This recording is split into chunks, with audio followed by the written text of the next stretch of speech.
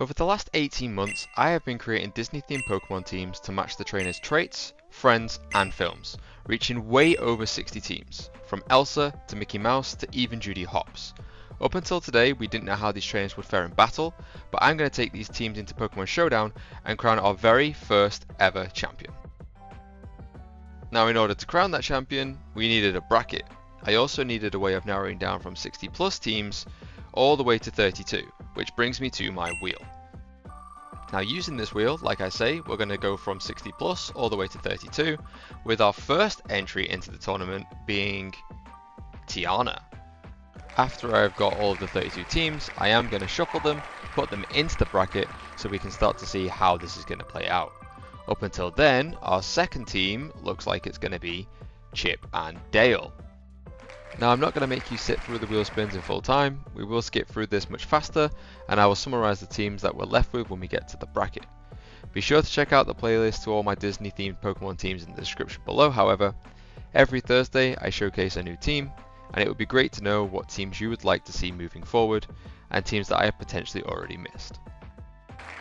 Okay, so this brings us to our final spin on the wheel, bringing in our last team for the tournament, with it being Jack Skellington. Jack actually has a really good team. I think he might actually go quite a long way in the tournament, but obviously it depends on who he is drawn against. Now, before we look at the bracket, here are still some of the teams that are left. Some of my favourites have actually missed out, with Stitch not making it, Moana also missing out as well, and some other big names. Now, after 32 trainers were drawn, like I said, I did give them a shuffle and place them into the bracket themselves. We have the left side of the bracket and the right side of the bracket, each bringing through a semi-finalist that will fight off in the finale. Now, looking at the left side of the bracket, I think people that are looking strong is going to be Maui, maybe even Tinkerbell, and definitely Wally. And on the right side of the bracket, I actually feel we have some of our strongest trainers, with Hercules, Ursula, and Kida. So with the 32 teams decided and the bracket organised, I took all of the teams into Pokemon Showdown, starting with Maui versus Pocahontas. Now, Maui is one of my favourites going into this tournament, as his team is so well balanced and has a lot of coverage, and this really shone through in the first batch, with the Sharpedo doing a huge amount of damage across Pocahontas' team, and Weird Ear coming in towards the end to add the final blows that were needed to take out Pocahontas' Bilbarrow. So the first team out of the tournament was Pocahontas, Maui advancing to the next round. We then had Captain Jack Sparrow versus Mirabelle, two quite solid teams. I do feel like going into this, Mirabelle I think was favoured, and then that kind of really shone through as the match started to get underway, especially with Mirabelle's overall coverage. The Butterfree ended up doing a huge amount of damage towards the end, landing a Hurricane and taking out Jack Sparrow's Delmise, sending Jack out and Mirabelle through. Next we have Buzz and Woody versus Aladdin. I have really huge hopes for Buzz and Woody in this tournament, but it actually turned out that Aladdin was more favoured. Aladdin has some really strong Pokemon that you saw in the actual kind of team front off, and Aladdin's Raichu ended up coming through towards the end, finally taking out Probopass and sending Aladdin through to the next round and Buzz and Woody out. Next up we have Tinkerbell versus Sid. As I said before, Tinkerbell has such a strong team and is probably one of my favourites for the left side of the bracket, and as the match started to play out between Tinkerbell and Sid, this really started to show, with Sylveon eventually hanging on and able to take out the Magneton. It was a very close battle and it took all the way through to turn 22, but it saw Tinkerbell advance and Sid leave. In the next one we had Vanellope versus Mowgli. Now, Vanellope has a really strong team, but so does Mowgli, but Reveroom was able to cause a huge amount of damage across Mowgli's team, and it eventually allowed Dendene to come in at the last Pokemon and able to kind of finish off Oranguru with the speed advantage. So what we saw in this fight is Vanellope going through and Mowgli leaving. Next we have Wally versus Merida, and again, Wally also one of the favoured teams on the left hand side of the bracket. Merida having a slightly weaker team compared to Wally, with I guess the theme that I tried to go through for her team, but eventually it did just end up with Celebi coming in and able to take out a bunch of Merida's Pokemon with her having a huge grass weakness. So Wally through and Merida out.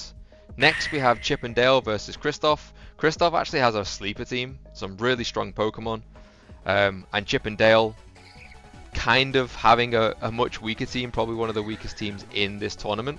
And this was definitely showcased in the actual fight itself, with Kristoff's team getting a huge amount of luck with type advantages, which saw Kristoff go through and Chip and Dale leave. Which leads us on to our last match on the left hand side of the bracket, Indiana Jones versus Dr. Evil Porkchop. Now both of these teams actually have really good Pokemon, and it actually came down to just a small amount of type coverage that Indiana Jones seemed to have over Ham. The Runerigus just surviving a Shadow Ball, which allowed it to take out the Goldengo, allowing Indiana Jones to proceed and Ham having to leave the tournament. Which takes us on to the right hand side of the bracket, where we see Miguel versus Tiana. Tiana having a lot of strong Pokemon, and in this match-off, definitely having the type advantage that was needed, with Crocorock, Feraligatr and others just able to eventually get the victory over Miguel, so did actually see Tiana advancing into the next round and Miguel leaving. We then have a huge fight. We have one of my favorites for the tournament, Hercules, taking on Gaston. Now Gaston's team is still really strong, and it actually saw the fact that the type coverages again really came into play. I think if Hercules was to go against a different trainer, he might have got further, but Gaston's team was just really strong. And we saw the Executor take out the Go-Go, which saw Gaston advance and Hercules leave the tournament. We then have Ursula versus Flynn Rider. Again, Flynn Rider having a strong team, but I just think the way that the tournament fell and the type coverages came out, Ursula's Pokemon was just really able to kind of dig into Flynn Rider's team and take advantage of all of the weaknesses. Overquill, a really strong Pokemon, was able to get that win in the end, sending Ursula through and Flynn Rider out. Next up, we have Snow White versus Giselle. And Giselle is one of the teams that is just a lot weaker compared to other trainers that I created. Again, down to the film and what we see happen in the film, which did eventually lead to Snow White's Appleton getting the advantage and taking out Dedenne, seeing Snow White through and Giselle out. In the next one, we have Baloo versus Kida. Like I say, Kida, I feel, is one of the strongest trainers going into this tournament. And a lot of that is down to the fact that Kida has Lugia, one of the few legendaries that we get to see.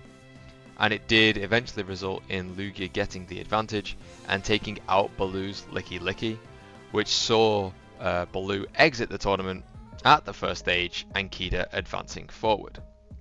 Next up, we had Jack Skeleton versus Donald Duck. And I actually thought Donald Duck going into this matchup had the type advantage, but what we saw was Blissfillion getting those beast boosts and was able to just sweep Donald Duck's team. Having the speed and then having the power because of the beast boosts, it actually meant that Jack Skeleton was able to advance.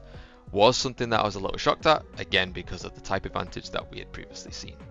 Next up, we have our penultimate fight on the right hand side of the bracket. We have Bruno versus Sully. Sully's team again was just slightly too strong for Bruno. Bruno actually had a really good team, but again I think it came down to type advantages, and Togekiss, being such a strong Pokemon, was able to absorb a lot of the damage that was being dealt and eventually taking out Bruno's Claydol. So we saw Bruno taken out and Sully through, which leads us on to our last fight of the outer bracket, Rapunzel versus Raya. Now Rapunzel has one of the weaker teams across the whole bracket, but was actually able to run Raya a lot closer than I originally thought was going to happen. But it did just result in an eventual win for Raya, where Donphan was able to outpower Smeagol, seeing Rapunzel leave the bracket and Raya go through.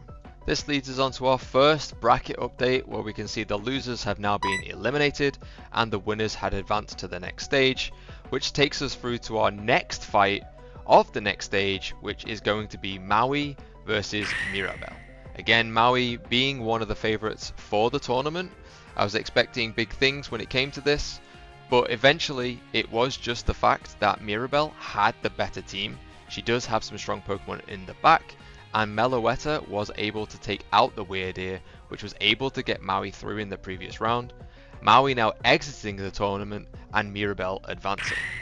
We then have Aladdin versus Tinkerbell, and going into this matchup, I originally thought Tinkerbell was going to do really well, but Aladdin just had too much type coverage again, and was able to get the better of a lot of Tinkerbell's team, especially with the Infernape leading out from the front. It was able to do a huge amount of damage, which was not recoverable from Tinkerbell's point of view, with Aladdin advancing into the tournament. We then have Vanellope versus Wally, another close match that I thought it would be. Two strong teams that I feel if they didn't come across each other at this point in the round could have gone much further, but it did eventually result in Magnezone for Wally taking the victory, allowing Wally to advance to the next round and Vanellope going out. We then had Kristoff versus Indiana Jones, two teams with some similar types and some similar Pokemon. The Golem, however, from Kristoff was able to fight the Golem on Indiana's team and eventually get to the Runerigus, and it just had too much power, eventually taking out Indiana Jones, Rugarigus, seeing Kristoff go through to the next round. On to the right hand side of the bracket now, we have Tiana facing off against Gaston. I actually thought going into this that Gaston was going to be the eventual victor. Such a strong team and was able to dispatch of Hercules. However, Tiana's Milcery was actually able to get a last Pokemon win, taking Tiana through and sending Gaston out. We then have Snow White versus Ursula. Ursula actually starting to look like quite a bit of a powerhouse in this tournament. Someone who I wasn't sure about at the beginning, but then just the sheer strength of her Pokemon coming through in the first two fights especially, and having the type advantage against the Diancie meant that Ursula went through and Snow White went out. We then had Kida versus Jack Skellington. Again, Kida I think is going to be super strong throughout this tournament and was able to take a huge type advantage across Jack Skellington's team, eventually having Relicanth take out Houndstone, but not before. Prior to all of this, Kida's Lugia doing again huge amounts of damage and helping us see her through to the next round. We then have Raya versus Sully, and we saw Beware easily swept away by Raya's Komodo, which was something that was expected, and again type advantage was just something that Raya had on her team, and something that just helped her progress through the tournament. So now we have another update at the bracket, taking us to our final 8 teams. We have Mirabelle, Aladdin, Wally, Kristoff, Tiana, Ursula, Kida and Raya taking us into the next round, starting off with Mirabelle versus Aladdin. So again, Aladdin was just someone I was not expecting to go this far in the tournament, but I do start to see again type advantage and Aladdin actually having a really strong team. Aladdin able to take out Mirabelle, this Alolan Raichu able to do so much damage, Aladdin through to the semi-finals. We then have Wally versus Kristoff, and Wally was actually able to do something that I thought wasn't going to be able to be done, which was take out a lot of Kristoff's Pokemon.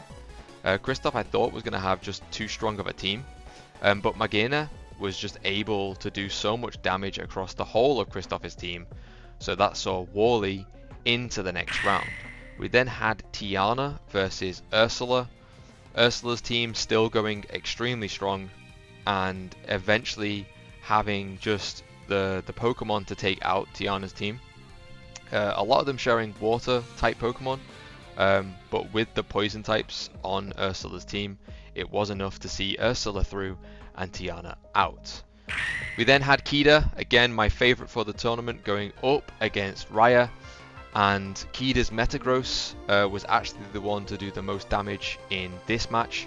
It was actually one of the quickest matchups, and I thought it was going to be much closer, but Kida's Metagross taking out Vigoroth on Raya's team, seeing Kida through and Raya out of the tournament. So that leads us with one of our final bracket updates. We have our final 4 teams. We have Aladdin, Wally, Ursula and Kida going into the semi-finals. And first up in those semi-finals we're going to have Aladdin versus Wally. And over the next 2 matches, we're going to have a little bit more gameplay to showcase. In this fight, a huge play towards the end from Aladdin was that the light screen went up, enabling Poltergeist to come in and resist some of Celebi's attacks a little bit better. Celebi Shadow Ball therefore not doing as much damage, and then Poltergeist also hitting a Shadow Ball that crit killed the Celebi, meaning that it only needed to take out one more enemy, which was a Kricketot. And obviously there is only going to be one winner here. Poltergeist taking out the Kricketot, seeing Aladdin through into the final, our first finalist, and from, I guess, a trainer that I didn't think was going to get this far, now, like I say, being in contention of winning the whole thing. And into our second semi-final, we have Ursula versus Kida. And going into this, I really wasn't sure who was going to come out on top. For the most of the match, it felt like it was leaning towards Ursula being the one who was going to go through. Metagross coming in from Kida and eventually Mega Evolving, trying to do as much damage as it possibly could, hitting a Meteor Mash on Primarina, giving Kida a chance that I didn't think they were going to have. Huntail coming in, looking to just finish up and take out Metagross. Metagross doing huge amounts of damage to the Huntail with the Psycho Cut. However, a huge miss on the Aqua Tail, which would have definitely seen Ursula through to the final, meant that the Metagross was able to take out the Huntail, seeing Kida through to the final. Which leaves us with our final bracket update. As we now know, it is Aladdin versus Kida in the final of our first Pokemon/Disney tournament. Aladdin, someone who I didn't think was going to get this far. Kida, I did expect. And it takes us into the grand final itself. Now for this grand final, I am going to go through all of the turns so we can see exactly how it played out and how the winner was crowned. Now to start with, the Infernape staying in against Kida's Lugia and dying to an Aeroblast, which was probably something that we could see coming, but then instantly kind of coming back at Kida with the Thundurus. A smart swap into the Golurk allowed the Thunder to not be very effective. And from this point on, it feels like Kida has the advantage for the fight, especially being one up, taking out that Infernape early. However, a swap into the Copperajah, taking an Ice Punch from Golurk, again, kind of just trying to delay at the moment for as long as possible to try and get back into this fight somehow, because it feels like Kida is starting to get the advantage. Copperajah hitting a Earthquake on the Golurk, but again, not doing too much damage, allowing the Golurk to hit an Ice Punch, but not doing enough damage to take out Copperajah. But surely in the next attack round, the Golurk finishes off Copperajah with a Fire Punch. So Kida now 2 up against Aladdin. So the favourite is now really looking like they are taking their advantage. However, Alolan Raichu has done so much damage throughout, with the speed and with that special attack, comes in and takes out the Golurk with a Surf. Next up we have Relicanth coming in for Kida, who is hit with a huge Volt Switch from Raichu, leaving it in the yellow, and Gimmighoul coming in for Aladdin. Now the Relicanth misses its hit, giving Gimmighoul a chance at actually landing something, and the Relicanth choosing to go for Stealth Rocks here, so mid-game Stealth Rocks, which could prove pivotal. Gimmighoul taking out the Relicanth though, so bringing it a little bit back in terms of the numbers game. Gimmighoul now up against Lugia. Now Lugia hitting Gimmighoul with an Aeroblast, leaving it in yellow, and a huge Shadow Ball coming out on the Lugia, dealing quite a lot of damage and leaving the Lugia in yellow. Another Aeroblast coming out from Lugia takes out the Gimmighoul. Again, it's just looking like Kida has a huge advantage here, but we now have the Thundurus coming back in, taking the Stealth Rock damage and swapping out into the Unknown from Kida. Oh, and the Thunder misses from the Thundurus, so kind of getting a lot of luck over on Kida's side at the moment, but Thundurus is faster, goes for the Sludge Wave to try and avoid the fact that the Thunder missed, and Unknown hitting a Secret Power, doing quite a lot of damage to the Thundurus. A choice of a Defog to get rid of those rocks for the late game, allowing for a lot easier switching in and out of Pokemon, and another Sludge Wave takes out the Unknown. Bit of a risk there from Aladdin, but it now means that the Metagross from Kida can come in, and I expect will Mega Evolve, and certainly does, but is hit with the Thunder, taking it into yellow, and we see that the Thundurus has been taken out by that Metagross. We then have Poltergeist coming in from Aladdin, which is also an extremely fast Pokemon and can probably take out the Metagross definitely at this range. A Bullet Punch comes in, hits the Poltergeist, but the Shadow Ball is going to be enough to take out the Mega Metagross. And I think we're now starting to potentially be in a place here where Aladdin might be the favorite. Poltergeist up against the Lugia, hit with a Roost, so that Poltergeist is definitely going to take a huge amount of damage from Lugia, but Lugia does survive. Probably lives another Shadow Ball as well. Goes for the Aeroblast. It does not kill. The Shadow Ball, however, kills Lugia. I think that was a high roll. I think that was actually a high roll, which probably swings the match now fully in Aladdin's favor. We have Poltergeist versus Bronzong. It survives a Shadow Ball from Poltergeist, and the Shadow Ball from Bronzong takes out Poltergeist, which now leaves us 1v1. We have Raichu versus Bronzong. The Alolan Raichu's done so much for Aladdin throughout this tournament. I'm sure it's going to finish the job now with a huge Thunderbolt. It takes out the Bronzong, leaving Aladdin to be our very first crowned champion in our Disney and Pokemon tournament. If you've enjoyed this video, don't forget to like and subscribe, and let me know down below in the comments of any Pokemon teams you'd like to see in the future. Bye for now.